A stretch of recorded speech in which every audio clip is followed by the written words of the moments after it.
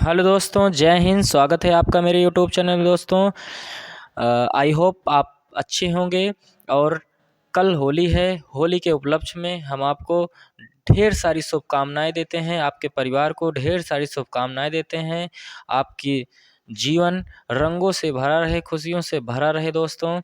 और जैसा कि हम आपको पढ़ा रहे हैं active voice to passive voice change करने में, तो आज हम उससे आगे वीडियो लेकर आ चुके हैं दोस्तों, पैसिव वॉइस ऑफ टेंस। और जो भी वीडियो है, पिछला वीडियो आप देखना चाहते हैं, डिस्क्रिप्शन बॉक्स में लिंक दी हुई है, आप देख सकते हैं। और इस वीडियो को ज़्यादा से ज़्यादा शेयर करें, जिससे जो भी ज़रूरतमंद लोग हैं इस वीडियो को देख सकें और अपने नॉलेज को डेवलप कर सकें और एग्ज़ाम की तैयारी अच्छे से कर सकें। ओके दोस्तों, फ्यूचर इंडेफिनिट टेंस। तो दोस्तों, जैसे कि आप बोलते हैं आज, तो आज को हम प्रेजेंट टेंस मान सकते हैं दोस्तों। और जो बीता हुआ कल है उसे हम मान सकते हैं पास्ट टेंस, जो कि बीत चुका है। जैसे आप कहते हैं ना, मैं खाना खा चुका था। जब आप फ़ोन किए थे तो मैं खाना खा चुका था। ऐसे सेंटेंस बनते हैं दोस्तों। और जैसे यहाँ पर लिखा है फ्यूचर, तो आने वाला कल। आने वाला कल को हम क्या कहते हैं? फ्यूचर कहते हैं। जैसे कि कल आप होली खेलेंगे, तो ये क्या होगा? फ्यूचर टेंस होगा। तो दोस्तों, कुछ टेंसेस का पैसिव वॉइस बनता है, कुछ का नहीं बनता है। तो यही आज हम आपको बताएंगे कि किन का पैसिव वॉइस बनता है, किन का नहीं बनता है, क्यों नहीं बनता है, कैसे। तो आज हम पूरी जानकारी आपको साझा करेंगे। तो यहाँ पर जैसे लिखा हुआ है दोस्तों, जिन जिन का पैसिव वॉइस बनता है, तो पैसिव वॉइस सिर्फ 8 टेंसों का बनता है। जैसे कि यहाँ पर दोस्तों हमने लिख रखा है नोट में, आप इसे अपने नोटबुक में उतार सकते हैं। जैसे यहाँ पर नोट में लिखा है दोस्तों, पैसिव वॉइस सिर्फ 8 टेंस का बनता है और 4 टेंस का पैसिव वॉइस नहीं बनता है। तो पैसिव वॉइस 8 किन का बनता है दोस्तों? यहाँ पर लिखा हुआ है मैंने कि present indefinite tense. Present indefinite tense का बनता है दोस्तों passive voice. Present continuous tense का बनता है। प्रेजेंट परफेक्ट टेंस का बनता है।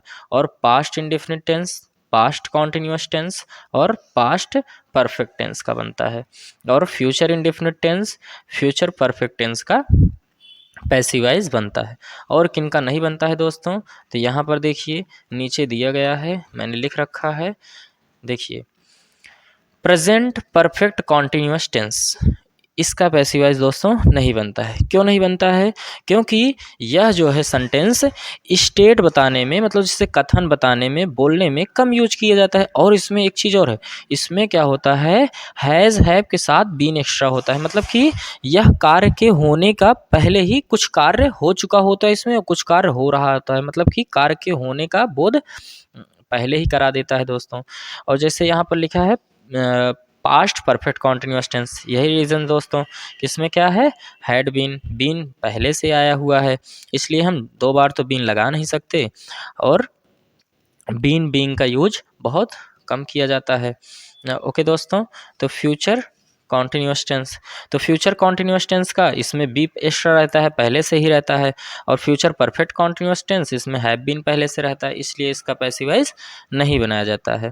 और ओके दोस्तों, और यह जो है स्टेट बताने वाले सेंटेंस नहीं होते हैं, ये कथन नहीं बताते हैं। इसमें मतलब कि बोलने में बहुत कम यूज किया जाता है इन टेंसों को। और आगे आइए जानते हैं। जैसा कि दोस्तों आइडेंटिफाई ऑफ टेंस, मैंने यह चार्ट बनाया हुआ है। तो सबसे कठिन बच्चों को यही लगता है कि टेंस को कैसे पहचाने। पैसिव वॉइस मान लो दिया गया है, मान लीजिए एक्टिव वॉइस दिया गया है पेपर में, तो हम उसको करते समय कैसे पहचानेंगे ये कौन सा टेंस है। तो आपके लिए हमने एक सरल तरीका जो है यहाँ पर रखा हुआ है कि आप टेंस को कैसे पहचानेंगे। यदि आप टेंस को पहचान लिए तो आपको करने में बहुत ही आसान होगा, रूल एकदम भर्राटेदार होगा, आप बहुत ही जल्दी से जल्दी इसको कर सकेंगे। तो देखिए, जैसे कि दोस्तों हमने यहाँ पर चार्ट आपके लिए बना के रखा है कि यदि किसी सेंटेंस में, यदि कोई सेंटेंस लिखा है, उस सेंटेंस में यदि लिखा है मेन वर्ब का फर्स्ट फॉर्म आया हो और मेन वर्ब के फर्स्ट फॉर्म में यस या यस जुड़ा, इनमें से कोई एक हो तो वह क्या होगा, प्रेजेंट इंडेफिनिट टेंस होगा। ओके दोस्तों, आप पहचान सकते हैं सिर्फ मेन वर्ब का फर्स्ट फॉर्म आया हो या तो उसमें यस या यस लग के आया हो, मतलब कि उसका प्लूरल बन के आया हो। तो दूसरा का देखते हैं दोस्तों, डू या डज, डू या डज और उसमें मेन वर्ब का फर्स्ट फॉर्म ऐड हुआ हो तो क्या कहेंगे, वो उससे भी क्या कहेंगे, हम प्रेजेंट इंडेफिनिट टेंस कहेंगे। तो प्रेजेंट इंडेफिनिट टेंस पहचानने का सबसे बेस्ट तरीका मेन वर्ब का फर्स्ट फॉर्म हो या तो मेन वर्ब के फर्स्ट फॉर्म में यस या यस हो या डू या डज आया हो। ओके दोस्तों, अब पहचान लेंगे आप। आइए आगे देखते हैं, जैसे कि यहाँ पर लिखा है is am are main verb के फर्स्ट फॉर्म में आईएनजी, तो जैसा कि इज एम आर आया हो उस सेंटेंस में और मेन वर्ब के फर्स्ट फॉर्म में आईएनजी ऐड हुआ हो तो आपको क्या करना है, वो क्या होगा, सेंटेंस प्रेजेंट कॉन्टिन्यूअस टेंस होगा। और देखिए हैज़ हैव और मेन वर्ब का थर्ड फॉर्म आया हो, हैज़ हैव और मेन वर्ब का थर्ड फॉर्म आया हो तो आप आंख मूंद कर यही समझ लेना कि क्या है, ये प्रेजेंट परफेक्ट टेंस है। ओके दोस्तों, आगे देखिए मेन वर्ब का सेकंड फॉर्म या तो उस सेंटेंस में डिड आया हो तो आपको क्या करना है, वो कौन सा सेंटेंस होगा, कौन से टेंस का सेंटेंस होगा, तो पास्ट इंडेफिनिट टेंस होगा। आगे देखिए वाज वर मेन वर्ब के फर्स्ट फॉर्म में आईएनजी जुड़ा हो, वाज वर और मेन वर्ब के फर्स्ट फॉर्म में। और पैसिव बनाते समय दोस्तों पास्ट कॉन्टिन्यूअस टेंस के रूल का यूज करेंगे। तो आगे देखते हैं, तो सरल है दोस्तों, आप पहचान सकते हैं अब हैड और मेन वर्ब के थर्ड फॉर्म, हैड और मेन वर्ब का थर्ड फॉर्म किसी भी सेंटेंस में दिखाई दे तो आपको क्या करना है, पास्ट परफेक्ट टेंस है, ध्यान से उसे सीधा चुटकियों में आप सॉल्व कर सकते हैं आप, वो क्या होगा, पास्ट परफेक्ट टेंस होगा। और विल या शैल आया हो और उसके साथ विल या शैल के साथ क्या आया हो, मेन वर्ब का फर्स्ट फॉर्म, मेन वर्ब का फर्स्ट फॉर्म आया हो तो वो क्या होगा, फ्यूचर इंडेफिनिट टेंस होगा। क्या होगा दोस्तों, फ्यूचर इंडेफिनिट टेंस। और विल शैल के साथ हैव आया हो तो क्या होगा, फ्यूचर परफेक्ट टेंस होगा। तो अब आप चुटकियों में जो है क्या कर सकते हैं, टेंस को पहचान सकते हैं। और यदि आप टेंस को पहचान लेते हैं तो आपको पैसिव वाइज बनाने में कोई प्रॉब्लम नहीं होगी। ओके दोस्तों, आइए तो हम जानते हैं दोस्तों, शुरुआत से इस सेंटेंस को देखेंगे, प्रेजेंट इंडेफिनिट टेंस को, फिर उसके बाद प्रेजेंट कॉन्टिन्यूअस टेंस, ऐसे सीक्वेंस वाइज हम सभी टेंसों को सीखेंगे, एक्टिव से पैसिव में बदलेंगे। ओके दोस्तों, आइए तो दोस्तों स्ट्रक्चर आपके सामने है एक्टिव वाइज और पैसिव वाइज का। देखिए दोस्तों, प्रेजेंट इंडेफिनिट टेंस और प्रेजेंट इंडेफिनिट टेंस के पैसिव वाइज का रूल इधर लिखा हुआ है। ओके दोस्तों, चार्ट मैंने बना के रखा हुआ है, आपको अच्छे से समझ में आएगा। तो एक्टिव वाइज जैसे कि आप जानते हैं कि जो टेंस होता है वही एक्टिव वाइज, उसी का रूल को कहते हैं ना, एक्टिव वाइज को वही रूल कहलाता है। ठीक, तो जैसे सब्जेक्ट प्लस मेन वर्ब के फर्स्ट फॉर्म, फिर उसमें एक वचन है तो यस या यस जुड़ जाएगा मेन वर्ब के फर्स्ट फॉर्म में, फिर ऑब्जेक्ट लिखा रहता है। तो आपको कुछ नहीं करना, जैसे कि हमने आपको रूल बताया था पहले कि क्या करना है, सबसे पहले ऑब्जेक्ट को लिखना है, वो भी सब्जेक्टिव केस में, फिर उसके बाद प्रेजेंट इंडेफिनिट टेंस है तो आपको क्या करना है, इज एम आर एक्स्ट्रा लगा देना है। इज एम आर किसके अनुसार लगाएंगे आप, जो यहाँ पर ऑब्जेक्ट लिख रहे हैं सब्जेक्टिव केस में उसी के अनुसार इज एम आर का यूज करेंगे। तो इच का प्रयोग जैसे कि आप जानते हैं कि ही सी इट नेम और एक वचन करता अर्थात सिंगुलर नंबर के साथ किया, एम का प्रयोग सिर्फ आई के साथ किया जाता है दोस्तों, और आर का प्रयोग यू वी दे और बहुवचन कर्ता जो होते हैं, जैसे बॉयज़ हो गया, गर्ल्स हो गया, इनके साथ जो है यस यस लगेगा ना, गर्ल्स है, बॉयज़ है, लड़के हैं, लड़कियां, समझ गए, तो इनके साथ क्या लगेगा, आर का प्रयोग किया जाएगा। और जैसा कि मैंने बताया था पैसिव वाइज में ओनली मेन वर्ब के थर्ड फॉर्म का यूज करना है दोस्तों, तो यहाँ पर मेन वर्ब के थर्ड फॉर्म मैंने लिखा हुआ है। और फिर उसके बाद क्या करना है, जो यहाँ पर सब्जेक्ट है इसे पैसिव वाइज में बाई ऑब्जेक्ट लिखा जाएगा। ओके दोस्तों, आपकी स्क्रीन पर चार्ट चल रहा होगा, आप देख सकते हैं ये स्क्रीन पे चार्ट को, कि किस प्रकार आपको सब्जेक्ट को बाई ऑब्जेक्ट में ले जाके लिखना है, मतलब कि पर्सनल प्रोनाउन के चार्ट आपके स्क्रीन पर आ रहे होंगे। ओके दोस्तों, तो आइए एग्जाम्पल देख लेते हैं दोस्तों। इस वाले रूल पर एग्जाम्पल देखते हैं, अफर्मेटिव वाले रूल पर दोस्तों। जैसे कि यहाँ पर लिखा है मैंने, ही टीच्स इंग्लिश, तो इसको आपको दोस्तों पैसिव वाइज में चेंज करना है, ये एक्टिव वाइज में ऑलरेडी दिया गया है। तो कैसे चेंज किया जाता है दोस्तों बताते हैं। मैंने क्या बताया कि जो ऑब्जेक्ट है इसको हम क्या करेंगे, ये ऑब्जेक्ट है, इसे हम सब्जेक्टिव केस में ले आके रखेंगे। सब्जेक्टिव केस में इंग्लिश का इंग्लिश ही रहेगा। उसके बाद क्या करना है आपको, इज एम आर का यूज करना है। तो इज एम आर इसमें क्या लगेगा दोस्तों, इंग्लिश है ना, तो इंग्लिश तो एक ही वचन है, तो एक वचन में क्या लगता है, इज लगता है ना, तो इज लगा देंगे हम। फिर उसके बाद क्या करना है, फिर उसके बाद तीसरा का स्टेप क्या है कि आपको तीसरा का स्टेप मेन के थर्ड फॉर्म का यूज करना है, तो यहाँ पर थर्ड फॉर्म का यूज करेंगे। ओके दोस्तों, अब बचा क्या है, अब तो सारे तो हो गए, बचा ही ना, इसको हम क्या करेंगे, बाई ऑब्जेक्टिव केस में लिखेंगे। ये क्या है, पर्सनल प्रोनाउन है ना, पर्सनल प्रोनाउन का सब्जेक्टिव केस, इसे क्या करेंगे, बाई ऑब्जेक्टिव केस लिखेंगे। ठीक, प्रीपोजिशन के बाद हमेशा क्या होता है, ऑब्जेक्टिव केस का प्रयोग किया जाता है ना। तो यहाँ पर क्या लिखेंगे हम, ही का हिम कर देंगे। ओके दोस्तों, देखो हल हो गया।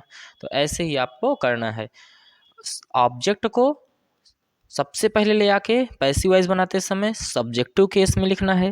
फिर उसके बाद इज एम आर का यूज करना है दोस्तों। फिर उसके बाद मेन वर्ब के थर्ड फॉर्म को, जैसे यहाँ टीच लिखा था, टीच, तो हम क्या कर दिए, टॉट कर दिए। ठीक है दोस्तों, फिर उसके बाद क्या किया, फिर पर्सनल प्रोनाउन ही है सब्जेक्टिव केस में, इससे क्या करेंगे, बाई ऑब्जेक्ट लिख दिए, बाई लगाकर फिर ऑब्जेक्टिव केस में। ओके दोस्तों, आगे देखिए निगेटिव वाला देखते हैं। निगेटिव में क्या है, सब्जेक्ट है, निगेटिव में क्या लगता है, डू या डज नॉट लगता है प्रेजेंट इंडेफिनिट टेंस में। ठीक, फिर उसके बाद मेन वर्ब के फर्स्ट फॉर्म, फिर उसके बाद ऑब्जेक्ट। तो सबसे पहले हम ऑब्जेक्ट लिखेंगे, फिर इज एम आर लिखेंगे, फिर जहां नॉट लिखा है उसी नॉट लिख देंगे, फिर उसके बाद मेन वर्ब के थर्ड फॉर्म, फिर उसके बाद क्या करेंगे, बाई ऑब्जेक्ट लिखेंगे। सब्जेक्ट जो सब्जेक्ट है उसे बाई ऑब्जेक्ट करके लिखेंगे ना, जैसा कि मैंने बताया। जैसे यहाँ लिखा है, तो क्या करेंगे हम, सबसे पहले क्या करेंगे, ऑब्जेक्ट को हम सबसे पहले लाके लिखेंगे। जैसे यहाँ पर दोस्तों दो ऑब्जेक्ट दिया गया है, आप कहेंगे दो ऑब्जेक्ट कैसे दिया गया है, तो देखिए है, जैसे कि क्या का प्रश्न पूछने से जो पता चले वो क्या होता है, डायरेक्ट ऑब्जेक्ट होता है, और किसे का प्रश्न पूछने से जो पता चले वो इनडायरेक्ट ऑब्जेक्ट होता है। जैसे गिव माने क्या होता है, देना, तो देना, तो यहाँ पर क्या दिया उसने, ए बुक, ए बुक, ये क्या हो गया, डायरेक्ट ऑब्जेक्ट हो गया। और इनडायरेक्ट ऑब्जेक्ट क्या होगा दोस्तों, इनडायरेक्ट ऑब्जेक्ट मी, जैसे कि आप बोल सकते हैं डायरेक्ट ऑब्जेक्ट वस्तु सूचक होता है, क्या होता है, वस्तु सूचक। ओके दोस्तों, और इनडायरेक्ट ऑब्जेक्ट क्या होता है, इनडायरेक्ट ऑब्जेक्ट, जैसे इनडायरेक्ट ऑब्जेक्ट व्यक्ति सूचक बोल सकते हैं आप, व्यक्ति सूचक।